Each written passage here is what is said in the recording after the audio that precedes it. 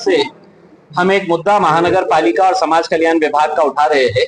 रमाई घरकुल योजना जो है, ये एक बहुत अच्छी स्कीम सरकार ने शुरू की थी, जिसका मकसद ये था कि एससी समाज के जो गौर गरीब लोग हैं, जो कच्चे घरों में रहते हैं, जिनके पास एक 200-300 स्क्वायर फीट का एक छोटी सी जमीन है, उन लोगों को पक्का घर बनाने के लिए सरकार 2.5 लाख रुपए देती है। वो स्कीम बहुत अच्छी होने के बावजूद भी एससी समाज के गौर गरीब लोगों का फायदा क्यों नहीं हो रहा है? क्यों वहां पर झोपड़ियां वैसे के वैसी बसी हुई है, झोपड़पट्टियां वैसी की वैसी बसी हुई है? इसकी हम जब छानबीन किए तो हमें यह पता चला कि बहुत सारे शहरों के अंदर ऐसी धांधलियां चल रही है। हमारे शहर के अंदर तो कुछ हद ही पार हो गई है कि यहाँ पर जो अपने आप को भाऊ, दादा और इस समाज के बड़े बड़े नेता कहने वाले लोग जो बड़ी बड़ी गाड़ियों के अंदर घूमते हैं, अपने ही गौर गरीब समाज को कैसा लूट रहे हैं, हमने इसकी इंक्वायरी करी। और वो इंक्वायरी के अंदर हमको समझ में आया है कि 3,000 रुपये अगर आप उनके लोगों को देते हैं तो टोटल फाइल 3,000 रुपये के अंदर बन के मिल जाती है। अब वो उसके अंदर क्या क्या होता है, तो आपका रहीवासी सर्टिफिकेट होना चाहिए, उसमें आपका इनकम सर्टिफिकेट होना चाहिए 1 साल का, उसमें आपका रेसिडेंशियल ये होना चाहिए, फिर आपकी टैक्स रिसीप्ट होना चाहिए। वो टैक्स रिसीप्ट के साथ आपको कास्ट सर्टिफिकेट एक लगाना है और पीला राशन कार्ड आपको लगा के देना है। बस ये 5 डॉक्यूमेंट्स हो गए, आप दे दीजिएगा लेके जाके, और 2.5 लाख रुपए है तो लेके गायब हो जाएंगे। कई सारे गौर गरीब लोगों से जिन्होंने झोपड़पट्टियों में जाके ये डॉक्यूमेंट जमा किए, और ये डॉक्यूमेंट्स की बुनियाद के ऊपर इन्होंने वो फाइल तो सबमिट किए, लेकिन पैसा जो है वो डायरेक्टली अपने अकाउंट के अंदर, अपनी पद संस्था के अंदर मंगाए, अपनी कोई कोऑपरेटिव बैंक के अंदर मंगाए, और ये पैसा जो है ये भाऊ दादा लोगों ने अपने जेब में रख लिया।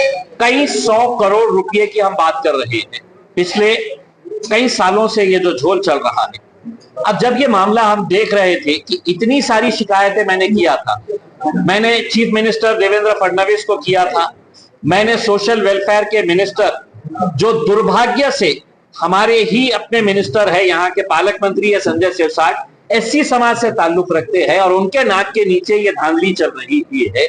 हमने सोशल वेलफेयर के सेक्रेटरी हर्षदीप कामड़े साहब, बहुत अपराइट ऑफिसर है, बहुत अपने समाज के लिए बहुत कुछ अच्छा किए हैं उन्होंने, उनको भी हमने पत्र लिखे, यहाँ के डिविजनल कमिश्नर को लिखे, यहाँ के कलेक्टर को लिखे, और म्युनिसिपल कमिश्नर को मैंने कितने लेटर लिखा है मुझे भी खुद ये नहीं है, सबके इनवर्ड है मेरे पास।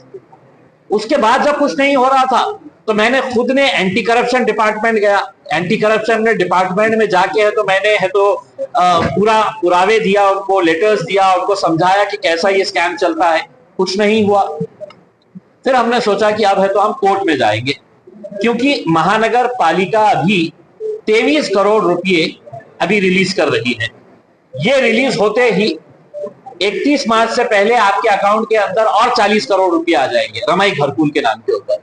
लेकिन ये पैसा सही मानों में वो गरीब लोगों के पास पहुंच रहा है क्या? तो नहीं पहुंच रहा है। आने वाला है, कितने लोगों के सैंक्शन हो गए, तो मैंने खुद ने अपने लेवल के ऊपर निकाला और मेरे फेसबुक पेज के ऊपर वो लिस्ट डाल दिया, तकरीबन 250-300 पेज की लिस्ट है वो। उसके बाद लोगों ने ये बोला कि भैया उस्मानपुरे में तो ये आदमी रहते ही नहीं है, इसका घर ही नहीं है। किसी ने बताया कि साहब ये तो रेलवे स्टेशन के ऊपर सादत नगर के अंदर है ही नहीं इसका मकान। तब है तो हमको इसकी व्याप्ति पता चली, और उस हिसाब से हमने ये कंक्लूजन के ऊपर पहुंचे कि तकरीबन 90% जो है वो बोगस फाइल्स तैयार किए गए हैं। और इसी दौरान कुछ लोगों को जब ये समझ में आया कि हमारे समाज के लोग हैं तो इसके बारे में आवाज नहीं उठा रहे हैं, तो मुझे एक शख्स ने एक लेटर लिखकर भेजा की तुम्ही आमच्या समाजाच्या बाबतीत लढत आहे, हे रमाई घरकुल योजना कशा प्रकारे चालत आहे याचा उदाहरण, एक उदाहरण के तौर के ऊपर हम आपको बोगस डॉक्यूमेंट्स कितनी आसानी से बनाए जा सकते हैं इसका उदाहरण दे रहे हैं। तो उन्होंने उदाहरण के तौर के ऊपर ओरिजिनल डॉक्यूमेंट्स भेजे। किसके नाम के ऊपर भेजे? एक है एकनाथ शिंदे और दूसरे है देवेंद्र गंगाधर राव फडणवीस। इनके नाम के ऊपर बोगस डॉक्यूमेंट्स। क्या है ये? रहीवासी प्रमाण पत्र। एकनाथ शिंदे और देवेंद्र फडणवीस कहाँ रहते हैं? तो अंबेडकर नगर के अंदर रहते हैं। ये सर्टिफिकेट ओरिजिनल डॉक्यूमेंट बता रहा है। फिर उसके बाद उनको ये बताना पड़ता है कि आम्ही गरीब आहे, छोटासा आमचं मकान आहे, त्याला पक्का बांधण्यासाठी आम्हाला टॅक्स रिसीट पाहिजे। तर ह्या दोघांचं, एकनाथ संभाजी शिंदे राहणारे आंबेडकर नगर यांची प्रॉपर्टी, ओरिजिनल डॉक्यूमेंट महानगरपालिकेचा, ये महानगरपालिके का। दूसरा है देवेंद्र गंगाधर राव फडणवीस, ये original tax receipt Devendra Fadnavis Maharashtra के मुख्यमंत्री की। ये पत्र है जिस बंदे ने मुझे ये लिखकर भेजा है पूरा कि कैसा है, तो इसके अंदर पूरा झोलझाल होता है। और एक मैं उदाहरण के तौर के ऊपर ये तुम्हारे को डॉक्यूमेंट्स भेज रहा हूं करके। फिर उसके बाद आधार कार्ड बनाना इतना आसान होता है, डुप्लीकेट आधार कार्ड, नेशनल सिक्योरिटी, राष्ट्रीय सुरक्षा से संबंधित ये मुद्दा है। ये आधार कार्ड बोगस, देवेंद्र फडणवीस और एकनाथ शिंदे का बोगस आधार कार्ड तैयार किया गया। लेकिन ये स्कीम किसके लिए है? तो एससी समाज के लिए। तो आपको कास्ट सर्टिफिकेट भी देना पड़ता है, तो 2 कास्ट सर्टिफिकेट भी उसने ओरिजिनल भेजा, स्टैम्प देखिए ओरिजिनल है। कुछ डॉक्यूमेंट तहसील ऑफिस से निकलते हैं, कुछ कलेक्टर ऑफिस से निकलते हैं, कुछ है तो महानगर पालिका के डिपार्टमेंट से निकलते हैं। 2 कास्ट सर्टिफिकेट, दोनों ही कास्ट सर्टिफिकेट एक देवेंद्र फडणवीस के नाम के ऊपर और एकनाथ शिंदे के नाम के ऊपर, ये बताते हुए कि ये दोनों भी एससी समाज से ताल्लुक रखते निकल के। Ration card bogus, yellow ration card, लगता है ये स्कीम के 2.5 लाख रुपए पाने के लिए। 90% बोगस राशन कार्ड आपको महानगर पालिका के दफ्तर के अंदर मिलेंगे। ये राशन कार्ड किसके नाम के ऊपर बनाया गया है?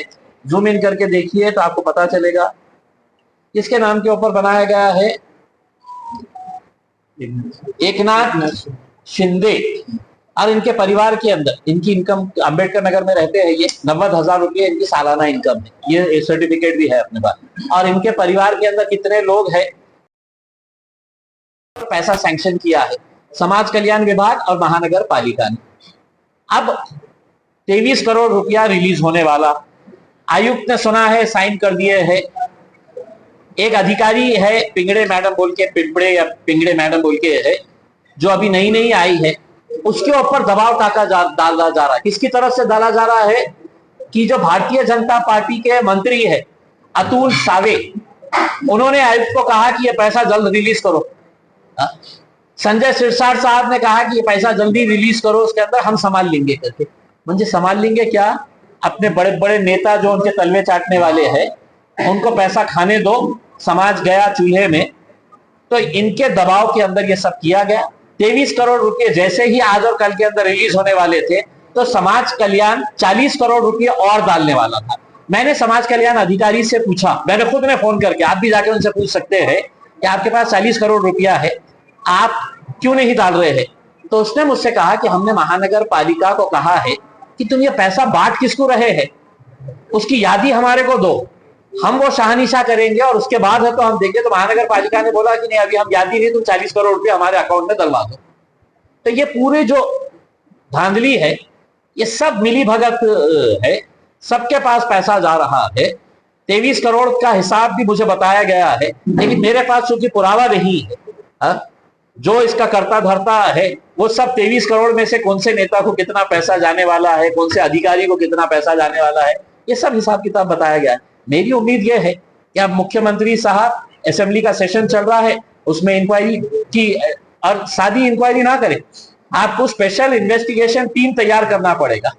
एसआईटी तैयार करके इसकी पूरी 5-10 साल की है तो पूरी है तो हिसाब निकालेंगे।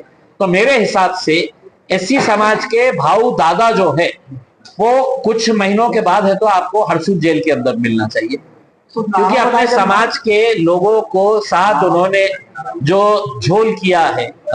इसमें सबसे बड़ा नाम जो आता है, क्या नाम है, महेंद्र सोनवने, अम्बेडकर नगर का कॉर्पोरेटर है। एक अधिकारी ने पूरा नाम के साथ दिया है, और मैंने ये नामा नहीं बता रहा हूं, उन्होंने खुद ने बताया है कि महेंद्र सोनवने के 700 फाइल्स है, अरुण बोडे के 300 फाइल्स है, अमित भुईगढ़ के 150 फाइल्स है, और भी कुछ लोगों के नाम बताए हैं। तो जो आदमी थर्ड टर्म का